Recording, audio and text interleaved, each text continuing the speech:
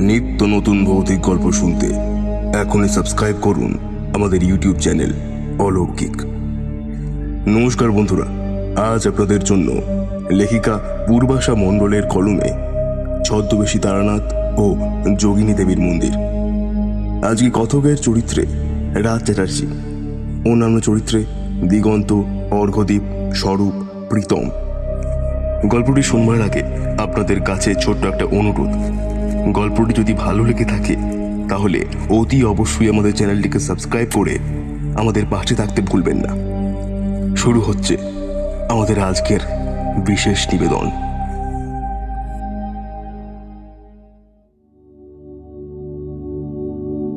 উত্তরবঙ্গের অসম সীমান্ত ঘেঁষে অখ্যাত গ্রাম নিঝুমপুরই আমার সহপাঠী বন্ধু সুশীল রঞ্জন চৌধুরীর জন্মভূমি। বংশ পরম্পরায় তারা সেখানকার অধিবাসী। আধুনিক সভ্যতা সংস্কৃতি বর্জিত কুসংস্কারে ভরা ক্ষুদ্র গ্রামাঞ্চল নিঝুমপুরের একমাত্র ব্যতিক্রম ডাক্তারি পড়ুয়া সুশীল রঞ্জন। গ্রাম ছেড়ে কলকাতায় গিয়ে পড়াশোনা করে। চৌধুরী পরিবারটি এমনিতেই যথেষ্ট ধনী। সুশীলের ঠাকুরদা বাড়ির সর্বময় কর্তা। তিনি বিপুল জমি জমা ও ধন সম্পত্তির অধীশ্বর। উক্ত হৃদয়রঞ্জন ৭৪ বছর বয়স পার করেও দাপটে তার রাজত্ব চালিয়ে যাচ্ছেন। জমিদারি প্রথা অবলুপ্ত, তবু মানুষটির রাজসিক মেজাজের খামতি ঘটেনি এতটুকুও। তার অনিচ্ছায় সে দেশে গাছের একটি পাতাও নড়ে না। আমরা সেবার কলেজে তর্ক জুড়েছিলাম ক্রিসমাস ছুটির ঠিক আগেই। তর্কের বিষয়বস্তু ছিল এ রাজ্যের কোন কোন অঞ্চলে ঠান্ডার প্রকোপ সবচেয়ে বেশি, কোথায় মানুষ আচ্ছাদনের অভাবে শীতের আক্রমণে কেঁদে কুকিয়ে দিন কাটায়, এগুলোই। তখনই হঠাৎ সুশীল বাকিদের চ্যালেঞ্জ জানিয়ে বলল, আরে দূর, তোরা কিছুই দেখিসনি। আসল ঠান্ডা যদি দেখতে হয় বা গায়ে মাখতে হয় তাহলে আমার সঙ্গে একবার চল নিঝুমপুর, সেখানেই বুঝিয়ে দেব কাকে বলে ঠান্ডার হাড় কাঁপানো কামড়। আমরা একসঙ্গে ডাক্তারি পড়ি। আজ অবধি ঠান্ডার অভিজ্ঞতা আমাদের সীমাক্ষেত্রে কেবল বারুইপুর থেকে বর্ধমান অবধি। তাই সানন্দে রাজি হলাম সুশীলের প্রস্তাবে। ঠিক হলো আমি আর দেবু এবারে শীতের ছুটিতে সুশীলের সঙ্গে নিঝুমপুর যাব। রওনা দিলাম বহু অনুনয় বিনয় করে, গার্জেনদের রাজি করিয়ে। কিন্তু যাত্রাকালে ট্রেনেই বুঝলাম শীত কি ভীষণ বস্তু। গাদাগুচ্ছের উলের জামা চাপিয়েও ঠান্ডাটাকে বাগ মানাতে পারছিলাম না। খুব ভোরে যখন নিঝুমপুর পৌঁছলাম, এ অঞ্চলের তাপমাত্রা নেমে তখন নাকি ৪ ডিগ্রি ছুঁয়েছে। পথের দৃশ্যাবলীও অস্বচ্ছ, প্রকৃতি ঢাকা পড়েছে কুয়াশার গহন চাদরে। সুশীল উচ্ছ্বসিত। সে বলল, এখানে চারিদিকে পাহাড় আর জঙ্গল। ডান দিকের যে উঁচু পাহাড়টা, তার চূড়ায় রয়েছে একটা অদ্ভুত জিনিসটা হলো মনে রাখার মতো একখানি লাল পাথরের মন্দির। লোকে তাকে যোগিনী মন্দির বলে, যার ভেতরে আছে একটা সাংঘাতিক চেহারার দেবী মূর্তি। আমি জিজ্ঞেস করলাম, সাংঘাতিক কেন? টকটকে লাল আর মিশকালো রং মেশানো মাত্র ২ হাত উঁচু একটা পাথরের মূর্তি। মূর্তির গলায় ঝুলছে মোটা হাড়ের মালা। দেবীর চোখ দুটো পুঁতির মতন উজ্জ্বল ও রাঙা, যেন কোনো হিংস্র জন্তুর দৃষ্টি নজর থেকে ঠিকরে বেরোচ্ছে। মুখখানাও অতি বীভৎস, রাক্ষসের মতন পাকানো এক পাটি পাথুরে দাঁত। সেদিকে কিছুক্ষণ তাকালেই শরীরের সব রক্ত হিম হয়ে আসে। আমি ৭ বছর আগে একবার দেখেছিলাম, চড়েছিলাম পাহাড়ের মাথায়। বাপরে! উনি কি দশমহাবিদ্যার কোনো রূপ? আরে দূর, দুর্গা কালীর অংশই নয়। এক সময় এখানে বাহন নামে এক শ্রেণীর উপজাতি থাকত। যোগিনী তাদেরই বিশ্বাসে প্রতিষ্ঠিত দেবী। তারা মন্দির স্থাপিত করেছিল সাধারণের চোখ এড়িয়ে একেবারে পাহাড়ের চূড়ায়। এখনো যেমন, তখন আরো বেশি ছিল। তিরিতি পাহাড় এবং উপত্যকার গভীর জঙ্গল ভর্তি। জঙ্গল টপকে বাহনরা পাহাড়ে উঠত তাদের দেবীমার পুজো করতে। দেবু বলল, কিন্তু যোগিনী নামটা যেন একটু হিন্দু হিন্দু গন্ধ পাচ্ছি। ঠিক বলেছিস, যেহেতু লোকমুখে চলন ছিল যে দেবী খুবই জাগ্রত, সেই জন্য পরবর্তী সময় হিন্দু ভক্তরাও নিয়মিত মন্দিরে যাতায়াত শুরু করলো। যোগিনী আমাদেরও ঠাকুর হয়ে উঠলেন। শেষে এমন অবস্থায় দাঁড়ালো যে কোনো সংখ্যালঘু বাহনরা জনসংখ্যায় ধীরে ধীরে মিশে তাদের অস্তিত্ব প্রায় হারিয়ে ফেলেছে। কিন্তু যোগিনী তখনও পূজিত হতেন। যোগিনী নামটা পরবর্তীকালে হিন্দু ধর্মের কোনো সূত্রে পাওয়া যায়। তা হতে পারে, কিন্তু মূর্তির চেহারা ভয়ঙ্কর কেন? তুই যা এক ভীষণ বিবরণ দিলি, শুনেই গাটা শিহরিত হয়ে গেল। ঠিকই বিবরণ দিয়েছি, দেখলে তোরাও একই কথা বলতিস। এর মূল কারণ সম্ভবত উপজাতি বা আদিবাসীদের আরাধ্য দেবীদেবীরা বেশিরভাগ ওরকমই দেখতে হয়, এবং তারা প্রত্যেকেই আমিষভোগী। মদ মাংস এখানকার নৈবেদ্যের নিত্য উপকরণ। পশু বলিও হয়। জানবি যে কালে যত অশিক্ষার প্রভাব, তাদের কুসংস্কারের উপাদানও ঠিক ততই বিভৎস এবং অনাচারে ভর্তি। একসময় পাহাড়ের মাথায় নরবলি পর্যন্ত হতো। গভর্নমেন্ট জোর করে সে কাজ বন্ধ করেছে। আমি বললাম, এসেছি যখন আমরাও তো একবার গিয়ে মন্দিরটা দেখে আসতে পারি। পারিস, চাইলে সেখানে যাওয়ার ব্যবস্থা আমি করতে পারি, কিন্তু জঙ্গল ভেঙে পাহাড় ঠেঙিয়ে তোরা কি উঠতে পারবি? রাস্তাটা কিন্তু খুব কঠিন। দেবু সায় দিয়ে বলল, চেষ্টা করব, তুই ব্যবস্থা কর। বেশ, করব। এখানে একটা বিষয় উল্লেখ করা আবশ্যক। যেখানে উঠেছি, অর্থাৎ যে পরিবারের অতিথি হয়ে আমরা এসেছি, তারা কেমন সেটাও তো জানানো উচিত। হ্যাঁ, খাওয়ানো দাওয়ানো সেবা যত্নের কোনো ত্রুটি হচ্ছে না বটে। পরিবারের মানুষজন যে খুবই অতিথি বৎসল, তাতেও সন্দেহের অবকাশ নেই। কিন্তু শহরের ছেলেদের প্রতি তাদের কৌতূহল বড় বেশি। প্রত্যেক মুহূর্তে আড়াল থেকে আমাদের তারা দেখছে, ঘাপটি মেরে শোনার চেষ্টা করছে কি আলোচনা করছি আমরা। তাতেই আলোড়ন, কথাবার্তা। পাহাড়ের মাথায় ভৈরবী মন্দিরে যাওয়ার ইচ্ছা প্রকাশে মুহূর্ত মধ্যে সবার জানাজানি হয়ে গেল। বাড়িরই কেউ একজন চুপি চুপি শুনে ঠাকুরদা হৃদয়রঞ্জন বাবুর কানে আমাদের নিজস্ব আলোচনার বিষয়বস্তু ফাঁস করে দিলেন। ফলে সকালের জলখাবারের পর হৃদয়রঞ্জন ডেকে পাঠালেন 3 জনকে। দৌড়দণ্ড প্রতাপ মানুষটির সামনে যখন দাঁড়ালাম, চেহারা দেখে মনে হলো বাপ বলে আর্তস্বরে এক হাঁক ছাড়ি। পুরাকালের যোদ্ধাদের মতন বৃদ্ধের শক্তপোক্ত স্বাস্থ্য, যদিও মাথায় এক গাছিও চুল নেই। গোঁফখানা অবশ্য বিশাল, চোখের দৃষ্টিও অত্যন্ত তীক্ষ্ণ। সবার ওপরে মুখমণ্ডলিতে এক প্রকার কঠোর ব্যক্তিত্ব ধরে রেখেছেন। সুশীলের মুখেই শুনেছিলাম, কম বয়সে তিনি নাকি এলাকায় রীতিমতন ত্রাস সৃষ্টি করেছিলেন। সোজা তাকালেন আমাদের দিকে, 3 জনকেই একই মাপকাঠিতে জরিপ করলেন। নিজের নাতিকেও ছাড়লেন না। সুশীলকে বললেন, বন্ধুদের সঙ্গে তুমি ভৈরবী মায়ের মন্দিরে যাবে বলে ঠিক করেছ? ভালোই করেছ। আমি সব বন্দোবস্ত করে দিয়েছি। সকাল মাত্র 8:30। তোমরা আজই যাও, দিনে দিনে ঘুরে এসো। একটু থামলেন, তারপর বললেন, ওদিকের পথ তেমন ভালো নয়।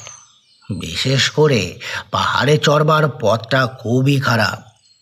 গত বর্ষায় রাস্তা ভেঙে সম্পূর্ণ চৌচির। তবু আমি বলবো, একবার যখন বলেছ, ভৈরবী মায়ের মন্দিরে তোমাদের যেতেই হবে। যেহেতু তোমরা আগেই অজ্ঞাতসারে প্রতিজ্ঞা করে ফেলেছ। মা সব কথা শোনেন, তাই তোমাদের কথাও তিনি শুনে ফেলেছেন। দেবী মা যে কি ভীষণ জাগ্রত, তোমাদের সেটা জানা নেই। তাই সেখানে না গেলে শুধু তোমরাই নও, আমাদের বংশেরও চরম অনিষ্ট হবে। এখন ওঠো, আমি পুজোর সামগ্রী সাজিয়ে গুছিয়ে রাখছি। তোমরা স্নান টান সেরে প্রস্তুত হয়ে নাও। আমরা পরস্পর মুখ চাওয়াচাওয়ি করলাম। এমনকি সুশীলও হতচকিত। যাব যখন বলেছি তখন যাবই। নতুন জিনিস দেখার কার না উৎসাহ থাকে, কিন্তু বাধ্যতামূলক জবরদস্তি কেন? এটা কি ধরনের জুলুমবাজি? সুশীল কিন্তু দাদুর সামনে কিছুই বলতে পারছে না, শুধু দাঁড়িয়ে আছে মাথা নিচু করে। কয়েক মিনিট পর কোনো মতে শুষ্ক গলায় বলল, বেশ, যাবো দাদু।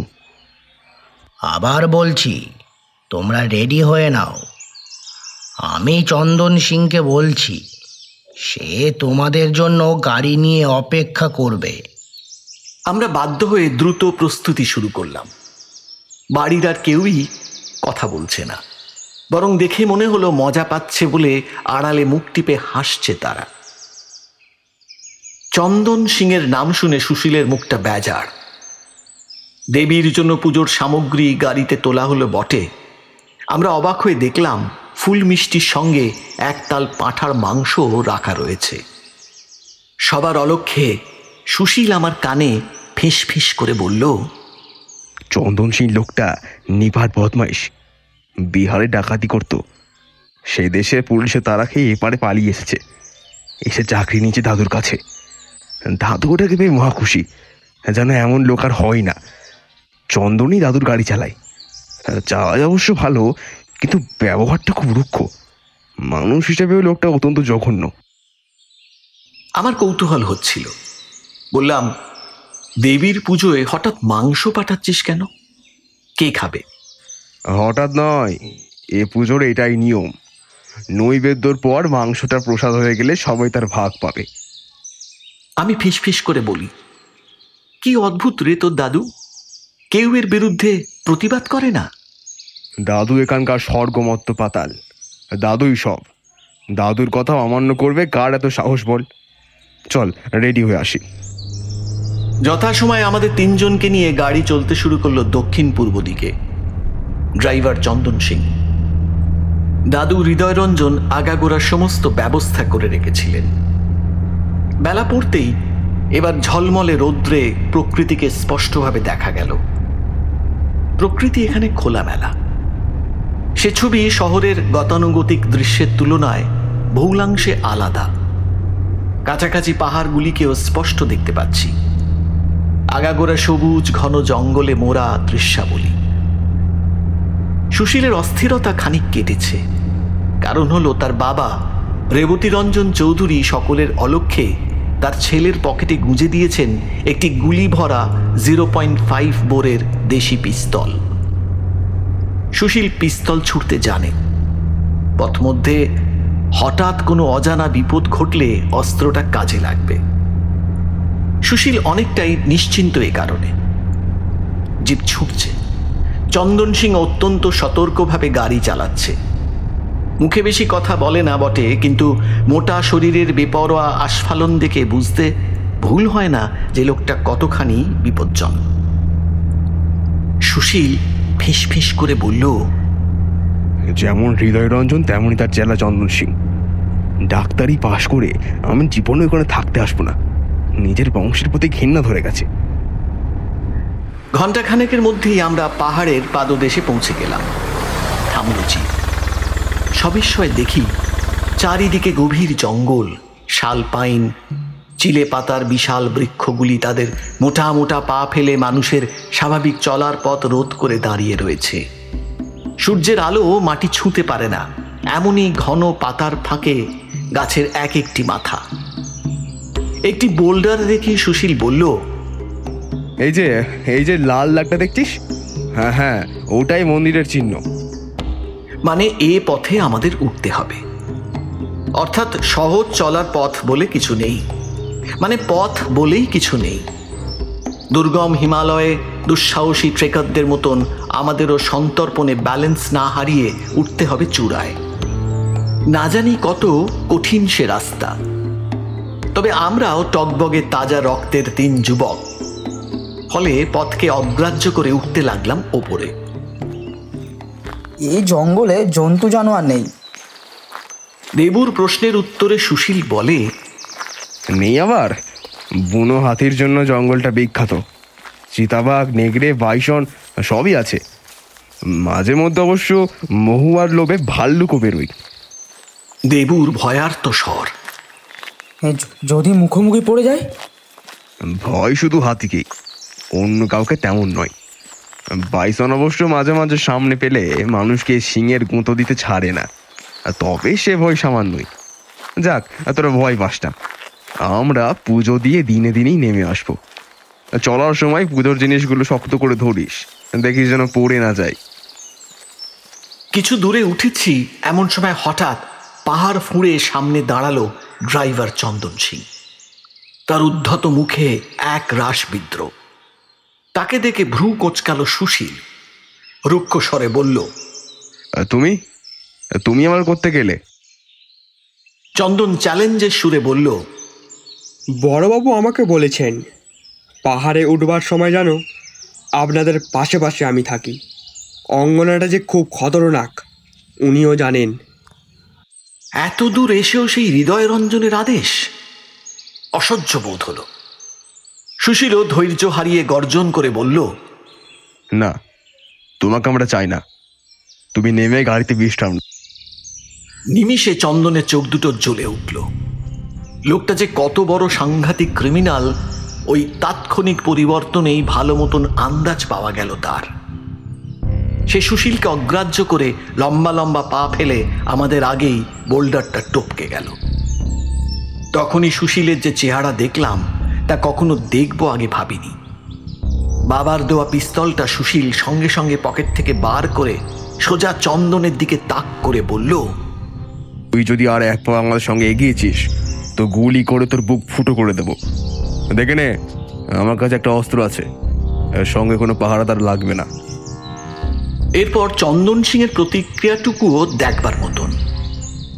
আমাদের দিকে ঝটিকা তাকালো, যেন এক হিংস্র বাঘের রূপ। সেই ক্ষণিকের দৃষ্টিতেই যে কত রকম খেলা একসঙ্গে খেলে গেল তার হদিশ মেলা ভার। পরক্ষণেই সবাইকে অবাক করে সে উচ্চ কণ্ঠে হা হা করে হেসে উঠল। পাগল নাকি? শেষে ছুটে নেমে গেল নিচে। কিছু দূরে দাঁড়িয়ে খ্যান খ্যানে সুরে বলল, আমাকে যেতে না দিয়ে কিন্তু ভালো করলে না ছোটবাবু। এখন চললাম, তবে ডিউটি পালন করে ফিরব না। মালিকের হুকুম মানতেই হবে। এই বলেই চন্দন সিং ঝট করে অদৃশ্য হয়ে গেল গাছের আড়ালে। তাকে আর দেখতে পেলাম না। সুশীল রাগে গজরাচ্ছিল। লোকটাকে সে একেবারেই সহ্য করতে পারে না। বুঝলাম, পরপর কয়েক বছর এক নাগারে বাইরের জগতের সঙ্গে মেলামেশার ফলে পরিবারের বাকি মানুষদের রুচি কৃষ্টির সঙ্গে মোটেই মিল খাচ্ছে না সুশীলের। ভবিষ্যতে তাকে অন্যত্র বসবাসের ব্যবস্থা করতেই হবে। তবে যাকেই ত্যাগ করুক, মা, বাবা, ভাই বোনেদের সম্মিলিত মায়ার আগ্রাসন কি কাটানো এত সহজে সম্ভব? যাই হোক, ওর ভবিষ্যৎ ও নিজেই বুঝবে। বুকে দম চেপে রেখে চড়তে লাগলাম ওপরে, দুহাত দিয়ে দূরস্থ ঝোপ জঙ্গল ঠেলে সরিয়ে। লতা পাতায় আমাদের পাগুলো জুড়িয়ে যাচ্ছে। আমরা একটা বোল্ডার ছেড়ে অন্য বোল্ডারে লাফিয়ে উঠছি। মাঝে মাঝেই সরসর শব্দ। চমকে উঠি, জন্তু জানোয়ার নয় তো। দেবুর আবার সাপে বড় ভয়, যদিও শীতকালে সাপ চট করে বাইরে বেরোয় না। উঠতে উঠতে একসময় উঁচু গাছের ছায়া সম্পূর্ণ কেটে গেল। গায়ে ঝাঁপিয়ে পড়ল সূর্যের প্রখর আলো। কমে গেল ঠান্ডা। মিনিট 15 পরে হঠাৎ অভিভূত হয়ে দেখি কিছুটা ওপরেই একটা লালচে রঙের পাকা কাঠামো, মানে ওটাই মন্দির। অর্থাৎ আমরা ভৈরবী মন্দিরে পৌঁছে গেছি। সুশীল বলল, এসে গেছি, চল সবাই জুতো খুলে এক এক করে ভেতরে ঢুকি। তার আগে পুজোর জিনিসগুলো বের করে হাতে নিয়ে নে তো। কিন্তু ভেতরে ঢুকে তিনজনই আমরা বিস্ময়বিষ্ট। কোনো বিগ্রহই নেই। গর্ভগৃহ ফাঁকা, ধুধু করছে। যোগিনী মায়ের মূর্তিটা কোথায়? সুন্দর বা কুশ্রী বিগ্রহের তো এখানেই থাকার কথা, কোথায় অদৃশ্য হয়ে গেল? এমনকি কোনো কালে যে পুজো আর্চা হতো তারও কোনো চিহ্ন নেই। অবাক হয়ে মুখ চাওয়াচাই করি। যোগিনী মূর্তি যেমনই ভয়াল দর্শনা হোক, তাকে নিশ্চয়ই কেউ সরিয়েছে। কিন্তু কারা এ কাজ করল? এতে তাদের স্বার্থই বা কি? আমরা যখন এসব ভাবছি তখনই হঠাৎ উপস্থিত হলো একজন মোটা সোটা কুদর্শন বেটে মানুষ। লোকটা ভুরু কুঁচকে জিজ্ঞাসা করল, আপনারা কে? সুশীল বলল, আমরা ডাক্তারি কলেজের ছাত্র, এসেছিলাম যোগিনী মায়ের পুজো দিতে, কিন্তু এসে তো দেখি মূর্তিটাই আর নেই। লোকটি বলল, পাবেনও না, আমরা ওই অনার্যদের পুতুল দেবতাটাকে সরিয়ে ফেলেছি। কিছুদিনের মধ্যেই এই মন্দিরে হিন্দু দেবদেবীরা ঢুকছেন, তখন এসে যত ইচ্ছা পুজো দিয়ে যাবেন। সুশীল ক্রুদ্ধ স্বরে বলল, তার মানে আপনারা মন্দিরের আগের মূর্তিটাকে সরিয়ে ফেলেছেন? হ্যাঁ, আধুনিক যুগের হিন্দু সংস্কারবাদী আমরা। ধর্মে যা কিছু পালনীয় কাজ সবগুলোকেই বৃহত্তর সমাজের মধ্যে ছড়িয়ে দেবার চেষ্টা করছি। আমরা দৃঢ়ভাবে বিশ্বাস করি সমস্ত ধর্মের মাঝে হিন্দুত্ববাদই একমাত্র সত্য। তাই মাঝে মাঝে এরকম জোর জবরদস্তি করেই নিজেদের ধর্মের প্রসার ঘটাবার কাজে লেগে পড়েছি। আর এই কাজটাই দ্রুত শেষ করার জন্য আমাদের অন্য ধর্মের উপাসনার স্থানগুলি গায়ের জোরে দখল নিতে হয়। আপনারাও নিশ্চয় হিন্দু, তাহলে বুঝতে পারছেন যে আমাদের পথটা কি। সুশীল কৌতূহলী হয়ে বলল, আপনার এইরকম উদ্ভট পোশাক দেখে তো প্রথমে একটা পাগল বা ভিকিরি টিকিরি লেগেছিল, কিন্তু কথা শুনে বুঝলাম আপনি খুব ভারী ভারী বক্তব্য রাখেন। কি আপনি? জানতে ইচ্ছে করছে। তিনি বললেন, সন্তু তারানাথ দিক বিশারদ, শিষ্যরা আমাকে তরোয়াল মহারাজ বলে ডাকে। আমি জিজ্ঞাসা করলাম, তরোয়াল কেন? তারানাথ বললেন, সোজা উপায়ে কাজ না হলে আমি তরোয়াল ব্যবহারে বিশ্বাস করি। মানে আপনি একজন সাধু? বেশ, আমার সশ্রদ্ধ প্রণাম গ্রহণ করুন। তারানাথ হাত তুলে আশীর্বাদ করলেন। সুশীল এবার বলল, কিন্তু মহারাজ, এক্ষেত্রে আপনার সঙ্গে আমরা কিছুতেই একমত হতে পারছি না। আপনি যে পথটা নিয়েছেন সেটা সম্পূর্ণ ভুল পথ। ও পথ হিন্দু ধর্মের নয়। আমরা অন্য ধর্মের ওপর জবরদস্তি ঘটাতে পারি না। ভক্তি করুন বা নাই করুন, অন্য জাতের ঠাকুরের মূর্তি তাদের মন্দির থেকে তুলে ফেলার কোনো অধিকার আমাদের নেই। দেবু বলে, যত মত তত পথ। তারানাথ তীব্রভাবে তাকালেন সুশীলের দিকে। আমি তর্কাতর্কি পরিহার করার চেষ্টা করে বললাম, ছেড়ে দিন ও কথা। পুরনো ভৈরব মূর্তিটা কোথায় রেখেছেন, একবার কি ওটাকে চোখের দেখা দেখতে পারি আমরা? তারানাথ বললেন, নিশ্চয়ই, ওটা পাশের খোপড়ি ঘরেই রাখা আছে। এই বলে তারানাথ বিকট গর্জন করে উঠলেন, আপনারা হাতে করে ওগুলো কি নিয়ে এনেছেন? প্রসাদ, সঙ্গে মাটির ভাড়ে একতাল মাংস। একটা হিন্দু মন্দিরে ওসব নিয়ে ঢুকেছেন? ছি ছি ছি, আপনাদের লজ্জা করছে না? কালই আমি যজ্ঞ করে স্থান শুদ্ধ করেছি, আর আজই এক্ষুনি এগুলো ছুঁড়ে ফেলে দিন জঙ্গলে। কুকুরে নেকড়েতে এসে খেয়ে যাক। সঙ্গে সঙ্গে সে আদেশ পালন করলাম। প্রথা যেমনই হোক, ঠাকুর পুজোয় কোনো ধরনের আমিষ নিবেদন আমিও ঘোরতর অপছন্দ করি। সমস্ত ধর্মে নিষ্ঠাই হলো আসল বস্তু। কিন্তু তার নির্দেশ মতো কাজ করেও কি তারানাথকে আমরা খুশি করতে পেরেছিলাম? মনে হলো না। তবু আবার অনুরোধ করলাম, বলুন না মহারাজ, কোথায় গেলে আমরা যোগিনী মূর্তিটার দর্শন পাব? হঠাৎ তারানাথের চেহারা পাল্টে গেল।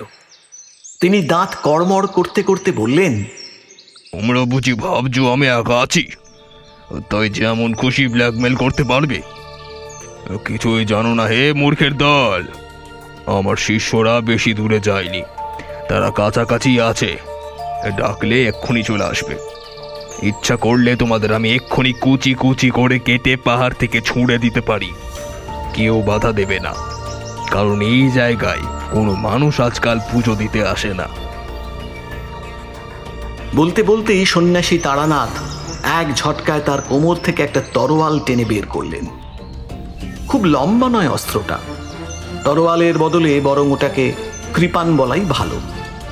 তার চোখ দুটো রাগে জ্বলজ্বল করছে, মুখভঙ্গিও হিংস্র পশুর মতো। আমরা সভয়ে কয়েক কদম পিছিয়ে এলাম। তিনি এমন করে তরোয়ালটাকে মাথার ওপর তুলে বনবন করে ঘোরাতে আরম্ভ করেছেন যেন এক্ষুনি আমাদের কচুকাটা করে ছাড়বেন। কার্যকলাপ দেখে সুশীল রঞ্জন চেঁচিয়ে বলল, তা আপনি কি করছেন সাধু বাবা? ওটা ঘোরানো বন্ধ করুন।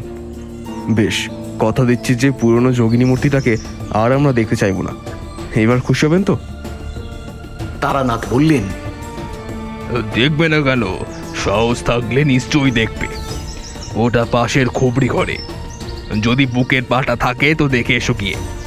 কিন্তু অবস্থা দেখে আতঙ্কে চেঁচিয়ে উঠো না, তাতে তোমাদেরই ক্ষতি হবে। যদি কোনো রকম হই হট্টগোল করে লোক জড়ো করো, তার ফল কি হবে জানো? আমার চেলারা আমাকে এমনি এমনি তরোয়াল মহারাজ বলে না। বেগরবাই করলে 3টে মুন্ডু ঘ্যাঁচ করে গড়িয়ে পড়বে মাটিতে। কয়েক সেকেন্ড নীরবে কাটল। আমি বন্ধুদের নিয়ে সরে পড়তেই চেয়েছিলাম। এরকম প্রায় উন্মাদের দৃষ্টির সামনে বেশিক্ষণ দাঁড়িয়ে থাকাও বিপজ্জনক। কিন্তু সুশীল আগেই দ্বিতীয়বার সাহসের পরিচয় দেখিয়ে বসল। নিজের পকেট থেকে পিস্তলটা বার করে তাক করল তারানাথ মহারাজের দিকে। বলল, আর সব কিছু এত সহজ নয়। আমার হাতে কি রয়েছে দেখতে পাচ্ছেন? আমাদের মাথা কাটার আগে আমি আপনার বুক ফুটো করে দেব। আপনার সঙ্গে কোনো ব্যক্তিগত শত্রুতা নেই। তা সত্ত্বেও আপনি যে অন্যায় আদর্শ নিয়ে এগোতে চেষ্টা করছেন, তার জন্য আপনাকে কিছুতেই ক্ষমা করব না। তারানাথ দৃষ্টিতে আগুন ঢালতে ঢালতে বললেন, অন্যায়? অন্যায় পথ কোনটা? আমি বললাম, সনাতন হিন্দু ধর্মে শান্তির কথা বলে। আপনি তার চরম অপব্যাখ্যা করছেন। আমাদের দর্শন কখনো বলে না অন্য ধর্মের ওপর অত্যাচার করে বিশ্বাসকে দোলে মুচড়ে পিষে নিজেদের মতবাদের প্রসার ঘটাতে। আপনি আজ যেভাবে একটা আদিবাসী জাতির দেবতাকে তার মন্দির চ্যুত করে নিজেদের ঠাকুর বসাতে চাইছেন, সেটা আমাদের সমগ্র জাতিরই লজ্জা। আমি মোবাইলে পুলিশে খবর দিচ্ছি, তারা এসে আপনাকে গ্রেফতার করুক। তারানাথ তাচ্ছিল্যের ভঙ্গিতে খলখল করে হেসে উঠলেন।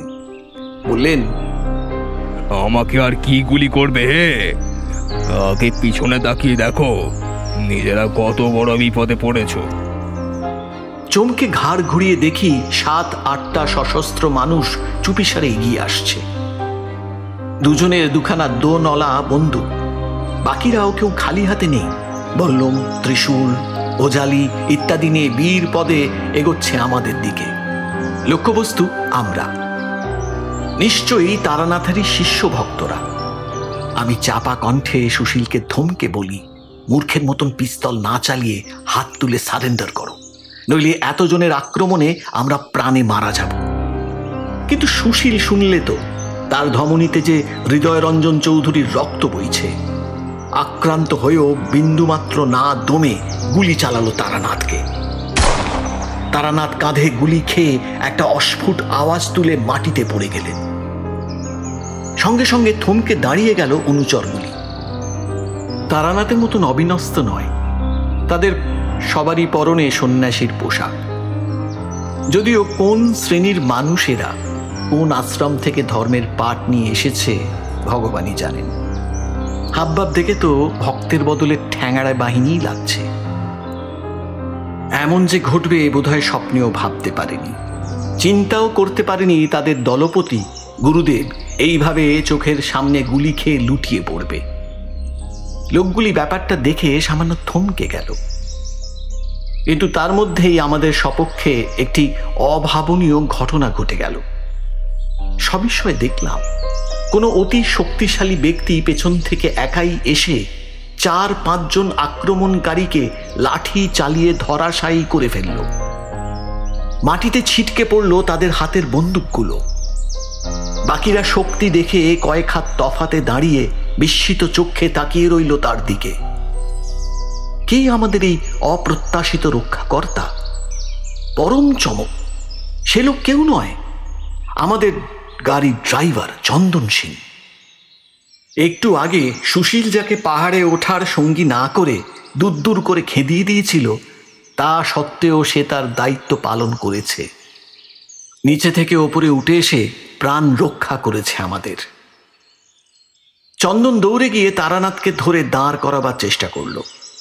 বলল, সেরকম কিছুই চট পাননি মহারাজ, কাঁধে সামান্য লেগেছে। 2 দিন বিশ্রাম নিলে সম্পূর্ণ ফিট হয়ে যাবেন। এনারা যে আমাদের খোদ কর্তার নাতি। আপনি কি জানতেন সে কথা? তারানাথ এ কথায় ভিড়মি খেলেন। তিনি বললেন, কি বললে চন্দন? এরা হৃদয় রঞ্জনের আত্মীয়? শুধু আত্মীয়ই নয়, নাতি। বিশেষ করে যে ছেলেটা গুলি ছুঁড়েছিল, ওই দেখুন সামনেই দাঁড়িয়ে আছেন, ওনার নাম সুশীল রঞ্জন চৌধুরী। হৃদয় রঞ্জনের নামে গোটা অঞ্চলে যে মানুষের বুক কাঁপে, বুঝলাম সেটা যখন দেখলাম ভয়ে সবাই চুপ হয়ে গেছে। গুলি খাওয়া আহত তারানাথ সাথে তার লুটিয়ে পড়া শিষ্যরাও। হৃদয় রঞ্জনের নামে সকলে চুপ, প্রতিশোধের কথা উচ্চারণও করছেন না। বুঝলাম তারানাথও চন্দন সিংকে ভালো করে চেনেন। সুশীল যেমন ধারাই ঔদ্ধত্যপনা দেখাক, আমি আর দেবু কাছে গিয়ে বুকে জড়িয়ে ধরলাম চন্দন সিংকে। দেবু বলল, চন্দনদা, তুমি আমাদের জীবন বাঁচিয়েছো। তোমাকে যে কিভাবে ধন্যবাদ দেব কোনো ভাষা খুঁজে পাচ্ছি না। সুশীল না জেনে প্রথমে যে খারাপ ব্যবহার করেছে, আমরা তার হয়ে ক্ষমা চাইছি। চন্দন সিং হাসল, বলল, চলুন বাবুরা। কিন্তু তখনও সুশীলের জেদ দেখে আমরা অবাক। এক গুয়েমিপোনা দেখিয়ে সে বলল, আমি মূর্তিটাকে আবার ওই মন্দিরে প্রতিষ্ঠা করি, তবেই ফিরবো, নইলে নড়ব না এখান থেকে। এত কাণ্ডের পরেও এসব জিনিস অসহ্য লাগছিল। কড়া গলায় বললাম, তোর এই পাগলামোর দরকার কি? চল বাড়ি ফিরে যাই। কিন্তু সুশীল শুনল না। সে ছুটে একটানে খুলে ফেলল মন্দির সংলগ্ন ঘরের দরজাটা। তারপরে চিৎকার করে উঠল, এ কি? আমরাও ছুটে গেলাম। দেখলাম ভেতরে আসল মূর্তি বলে আর কিছুই অবশিষ্ট নেই। বদলে পড়ে আছে মাত্র কয়েকটি খণ্ডাংশ। মাথাটা ভেঙে একদিকে কাত, হাত পাগুলো চূর্ণ বিচূর্ণ, দাঁড়িয়ে কেবল কাঠামোটুকু, কিন্তু সেটাও শূন্য নয়। ভেতরে চিকচিক করছে এক রাশ খণ্ড পদার্থ। বেনের ছেলে বলে আমি চিনি। মূর্তির ভেতরে ঠাসা একতাল খাঁটি সোনার টুকরো। সুশীল আমাদের দিকে চেয়ে বলল, ব্যাপারটা বুঝলি তো? সোনার লোভই আসল, অন্যগুলো মিথ্যা। এদের হিন্দু ধর্ম প্রতিষ্ঠার কথাগুলো সবই ভাঁওতা। আসলে মূর্তির ভেতর যে সোনা গচ্ছিত রয়েছে সেটা ওরা জানতো। মৌকা বুঝে চুপি চুপি এসে মূর্তিটাকে গুঁড়িয়ে ফেলেছে। হয়তো ভেবেছিল যে আমরা ব্যাপারটা ধরে ফেলা মাত্রই খুন করে সোনাগুলো তুলে নিয়ে ওরা পালিয়ে যাবে। কিন্তু আমি গুলি করার পরই চন্দনদা এসে সবকটাকে লাঠি পিটিয়ে এমন কাবু করলো যে কোনো জারি জড়ি আর খাটলো না। দেবু জিজ্ঞাসা করে, আমরা আসার আগেই তো সোনা নিয়ে পালাতে পারতো। নিশ্চয়ই সে সময় পাইনি হয়তো। ফাঁকা দেখে দেবী মূর্তিটাকে আজ সকালেই ভেঙেছে। পাহাড়ি পথ খারাপ হওয়ার পর থেকে পুজো দেওয়ার জন্য খুব কম লোকই আসছে। আমি সভয় বললাম, এবার যদি মরিয়া হয়ে তারানাথের দলবলটা আমাদের আক্রমণ করে কি হবে তাহলে? পারবে না, চন্দনদা পাহারায় আছে, সে একাই 100। দাদু ওকে পাঠিয়েছিলেন আমাদের রক্ষা করার উদ্দেশ্যে। আমি কড়া গলায় বললাম, আর তুই অশ্রদ্ধা বলে চন্দন সিংকে এমনকি নিজের দাদু সম্পর্কেও কত বিরূপ মন্তব্য করলি, এবার কি বলবি? সুশীল অপরাধীর মতন মাথা ঝুঁকিয়ে দাঁড়িয়ে রইল। মনে হলো এ মুহূর্তে সে অনুশোচনায় দগ্ধ হচ্ছে। বাইরে এসে দেখলাম চন্দন সিং সত্যি একাই 100। গুরু তারানাথের সঙ্গে তার 3 জন শিষ্যকে সে পিচ মোড়া করে বেঁধে ফেলেছে। বাকিরা চম্পট দিয়েছে পাহাড় ছেড়ে।